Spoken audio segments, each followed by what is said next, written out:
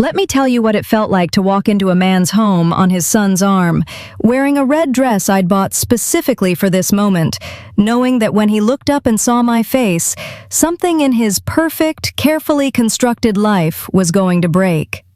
Richard Calloway was standing at the head of his dining room table, silver cufflinks, hand on the back of his wife's chair, laughing at something a guest had said like he didn't have a single regret in his entire life.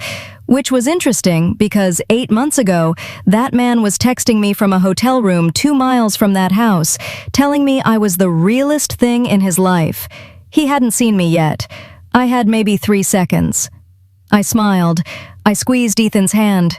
I waited. When Richard's eyes finally found mine across that room, I watched his face do something I had spent 8 months imagining. Not just go pale, something worse. Something that looked like a man realizing all at once that a problem he thought he'd handled had just walked through his front door on his son's arm in a red dress and was smiling at him. Nobody else noticed. The candles kept burning. The guests kept laughing. Victoria kept smiling that practiced smile of hers, but I saw it. And I want to be honest with you right now before I tell you the rest of this. I came to that house on purpose. I knew exactly what I was doing, and I thought I was the one running things. I wasn't, but I didn't know that yet. I met Richard 14 months before that dinner at a charity fundraiser in Chicago. I was 29, working in corporate communications. The kind of life that looks totally fine until you're lying awake at 2 a.m., wondering why it feels like nothing. He walked over to me like he already knew who I was. Most men his age, his money, treated women like me like background, nice to look at, easy to ignore.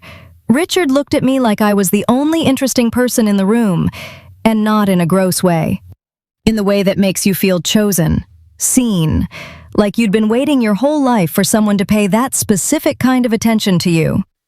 He called me the next morning, not 3 days later, the morning. He said, "I can't stop thinking about what you said about your father missing your graduation." I barely remembered mentioning it.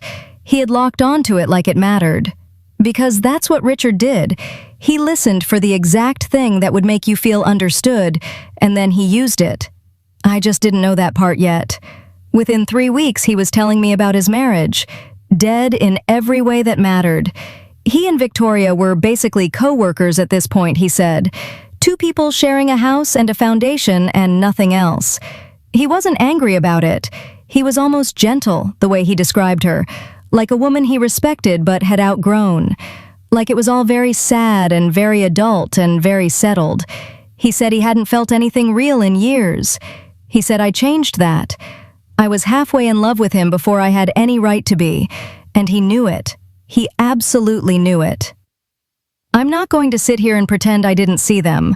I saw every single one. I just got very good at explaining them away. He never once stayed the night, not for an hour past a certain point. Always a reason, early call, board thing, travel. I told myself it was his schedule. He only called me between 11 and 6, Monday through Saturday, never Sundays. I found out later that Sundays were a family production in the Calloway house. Brunch, sometimes church, the whole image. I didn't know that then. I told myself it was just how he was. He refused to be photographed with me, ever. One time I picked up my phone and he put his hand over it, like it was a cute quirk. "I hate photos," he said. He refilled my wine. End of conversation. And I let him end it. When I asked if we could go to an actual restaurant, not a private room, not a hotel bar in a city where nobody knew his face, he said, "Chloe, I'm protecting you. You don't want to be attached to my name publicly." I stored that like a kindness. It was a warning. I just didn't want it to be. And when I finally pushed on the timeline, when are things actually going to change, Richard? He flipped it on me so fast I didn't even see it coming. He said, "I didn't realize I was being given a deadline. That's not the woman I thought you were." And I apologized. I genuinely apologized to him for asking a reasonable question. That part still makes me feel sick when I think about it. He mentioned his son one time, just the name, Ethan, in passing. When I asked a follow-up question 2 weeks later, by the time I finished the sentence, we were already talking about something else. He was that clean about it. I didn't even notice until I was alone that night, realizing I still knew almost nothing about his family. I found out the way it always happens, not through something dramatic, through a magazine someone left in the office break room. Local Chicago Society publication, glossy, the kind with charity gala photos and captions about who donated what. I picked it up without thinking. And there they were, Richard and Victoria Calloway, photographed at a benefit dinner 2 weeks earlier. His hand on the small of her back, her up at him looking like a man who had never told a lie in his life. 28 years married, pillar of Chicago philanthropy, 3 nonprofit boards. 28 years. And I had fit inside the last one of them without anyone, including me apparently, noticing. I drove straight to his office. I didn't call. I knew if I called, he'd manage me before I got there. I walked in, sat down across from him, put the magazine on his desk and said, "Explain this." He looked at the photo. He looked at me. And then, this is the part I need you to hear, he leaned back in his chair, completely relaxed, and said, "Chloe, what exactly were you expecting?" Not sorry, not even uncomfortable, just, what were you expecting? Like I was the one who'd done something unreasonable. I told him I was expecting what he'd promised. He said he'd never promised anything. And technically, he was right. He'd been too careful for that, always just vague enough, always just this side of a real commitment. He said, "You're a beautiful girl, and we had a great time, but you turned this into something it was never going to be." And then, very quietly, he said, "You need to be more realistic about what you are to men like me." I didn't cry in front of him. I stood up and I left. I sat in his parking garage for 45 minutes, and somewhere in there, the crying stopped and something else started, something colder, something that had a direction. I thought about going public, seriously considered it, but I'd seen how that story ends. The woman becomes the villain, the bitter ex who couldn't take a hint. Richard had 30 years of reputation, a connected wife, a foundation, and a whole city full of people who owed him something. I had screenshots he could explain away, and a reputation I'd spent years building. Going loud would hand him everything he needed to bury me, and he would do it without blinking. So I didn't want loud. I wanted something he couldn't manage. I wanted him to have a problem that money and charm couldn't fix. I wanted him to feel out of control in his own life for once. I wasn't planning anything specific. I want to be clear about that. I was just carrying it, this cold, sharp little idea, waiting to see if it found a shape. 2 months later, I walked into a coffee shop in Lincoln Park. A man at the counter turned around. He had Richard's jaw and completely different eyes. He smiled and said, "Hi, I'm Ethan." I shook his hand, and I thought, there it is. I had a whole version of Ethan already built in my head. Soft, coasting on his father's name. The kind of guy who's technically accomplished, but only because every door was already open. I expected him to be easy.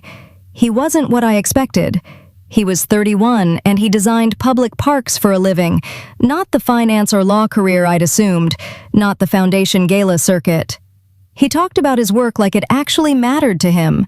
He remembered details from things I mentioned once and brought them up weeks later. He drove me to urgent care at 7 in the evening when I had a bad allergic reaction, sat in the waiting room for 2 hours, and never once mentioned it as a thing he'd done for me. Richard had never rearranged 20 minutes for me in a year. I told myself it didn't matter. I told myself Ethan was a tool and his decency was beside the point. But by month 3, I was telling myself that 5 times a day, which means it absolutely wasn't true anymore. There was something happening that I hadn't built into the plan, and it scared me more than Richard ever had, because it was real, and I didn't know yet whether Ethan was. Richard found out we were seeing each other, and the first call came from a blocked number. "End it," he said. "No hello. End it right now." I said I didn't know what he was talking about and hung up. 2 days later, he called again. His voice was different this time, stripped of all that composure, thinner, almost shaking underneath. He said I was making a serious mistake. That there were things about that family I didn't understand and didn't want to understand. And then he said if I didn't disappear, he would make my professional life in Chicago very difficult. He had names. He meant it. Men don't threaten people's careers over embarrassment. They threaten when something much bigger is on the line. That call told me the secret I was sitting next to was larger than an affair, but I didn't know how large yet. Then there was Ethan. About 6 weeks in, out of nowhere over dinner, he asked if I'd ever met anyone from the Callaway Foundation at the nonprofit events I'd covered for work. He asked it lightly, looking at his plate, like it was nothing. I said no. He said, and moved on. He had never mentioned the foundation before that moment. I turned that exchange over for days. The way he'd look down when he asked, the careful lightness of it, the that closed the subject without really closing it. That's not how you ask a casual question. That's how you ask a question when you already know the answer and you're watching to see if I'll lie. So, back to the dining room. Victoria Callaway was nothing like what Richard had described. He'd made her sound like a sad, faded thing, a woman he'd emotionally outgrown. The person who opened the door was not faded. She was sharp, silver-haired, simply dressed, and carrying this precise, assessing energy that hit you before she'd said a single word. She hugged Ethan. Then she turned to me, took both of my hands, both, like she was taking my temperature, and said, "So, you're Chloe." Not nice to meet you. Not a warm smile, just, "So, you're Chloe." Like she'd been holding that sentence ready. Richard was pure theater from the second I walked in.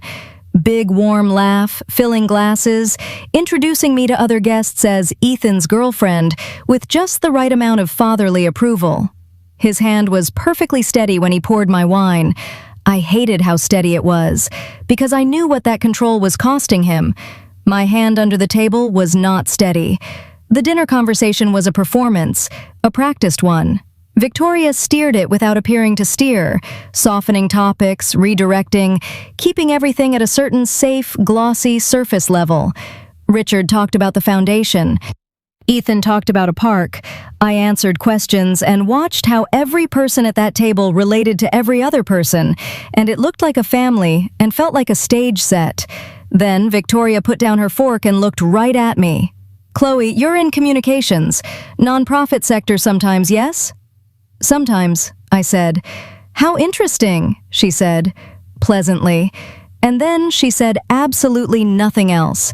Just picked up her wine glass and let those 2 words sit there, like something she wanted all of us to notice.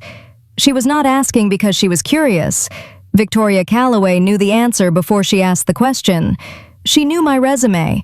She knew my name before Ethan brought me here. I felt it the moment the words left her mouth, and the question I couldn't shake for the rest of that dinner was not whether she knew about me. The question was how long she had known, and why she hadn't said anything, and who exactly she was protecting.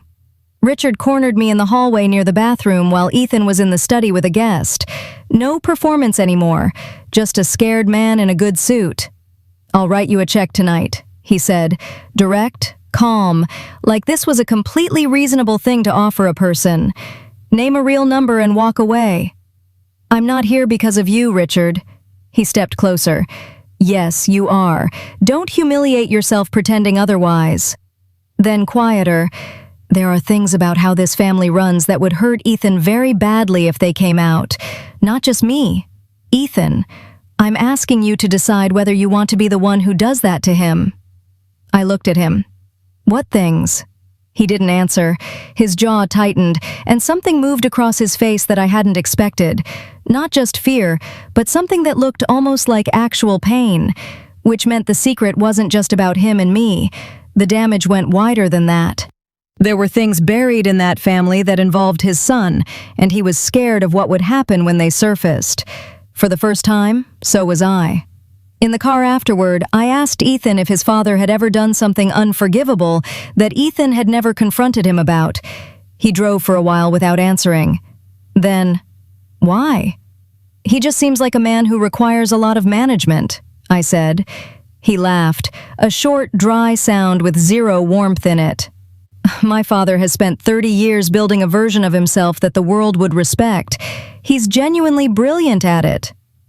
The version that lives at home is a different story. I waited. My mom has known things and stayed. That's her choice, and I try to respect it. But some of what she's had to absorb, what she's kept quiet about to protect the image, the foundation, the whole Callaway brand... He stopped. Started again. She shouldn't have had to carry that. Nobody should have had to carry that. He wasn't talking vaguely. There was something specific in what he was describing. A named thing he was carrying. And sitting in that car, watching him drive with his jaw tight, I felt something shift. Not in a good way. Because I suddenly understood that whatever I had walked into, it was bigger than my revenge plan. Ethan had wounds that predated me, and what I was doing might rip them open in ways I hadn't thought through. I reached over and took his hand. I meant it. That was the moment the plan started falling apart. The Callaway Foundation's annual gala.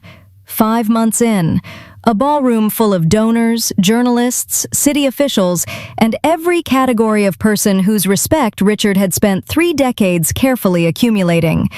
Ethan asked me to come because after 5 months, it was the natural thing. Richard had 2 weeks to stop it and didn't, because he had decided I was manageable. He had looked at me and decided I wouldn't actually do anything. One last miscalculation. He found me near the coat check while Ethan was across the room with a trustee. He leaned in close enough that nobody else could hear, and told me that if I said a single word to anyone in that building, he would make sure my professional life in Chicago was over. He had contacts. He was specific about it. Same steady voice, same controlled delivery, except his eyes were doing that thin, frightened thing they'd been doing for weeks. I opened my clutch, took out my phone, pulled up the texts. Months of messages from his personal cell. "I'll leave when the time is right. You're the realest thing in my life." And the one that I knew would sting hardest, the one he could never explain away. "Victoria and I haven't shared a bed in 4 years. I need you to know that matters to me." I turned the screen toward him. He looked at it, then at me. I said, "Who would you like to start with?" And then Ethan was there. I don't know when he'd followed us. I don't know how much he'd heard. But I need to tell you what his face looked like when he appeared in that hallway, because it matters. It did not look like shock. It looked like recognition, like a man watching something he had already imagined, finally playing out in real life exactly the way he'd expected. He looked at his father and said, "How long?" Not a question, a statement. On the other side of the wall, someone was giving a toast to the Callaway Foundation's legacy of integrity and service to the community. Glasses were clinking, and in the hallway, Richard stood between his son and the woman he'd spent 8 months trying to make disappear, and he went completely still. Victoria arrived 40 seconds later. Someone must have sent for her.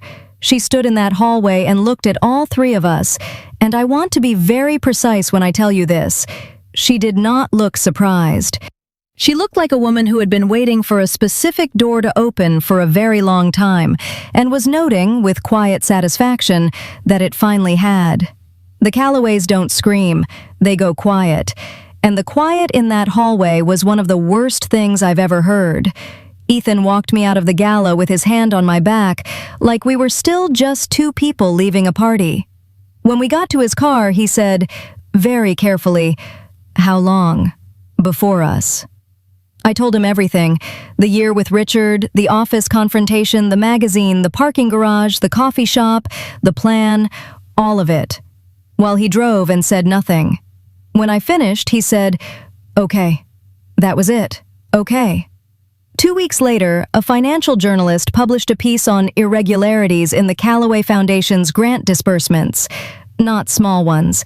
Nearly a decade of funds funneled in ways that benefited Richard personally, with paperwork signed off by Victoria in her role as co-director. That was the secret. Not just the affairs. There had apparently been others before me, a pattern Victoria had quietly absorbed and survived because leaving would have meant losing the money, the status, and her own legal exposure. She hadn't stayed because she was in denial. She'd stayed because she was in it too.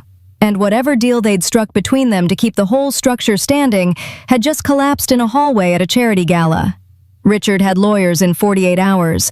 Victoria had different lawyers the next morning.